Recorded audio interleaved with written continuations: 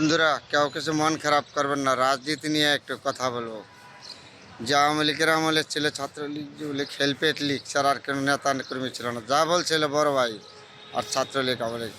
বর্তমান সময়ে এখন দেখি কি জানেন, যারা আগে এই দিনের বেলায় করতো হলো আওয়ামী লীগ, রাত্রি করতো বিএনপি, তারা হলে বিএনপির বড় নেতা।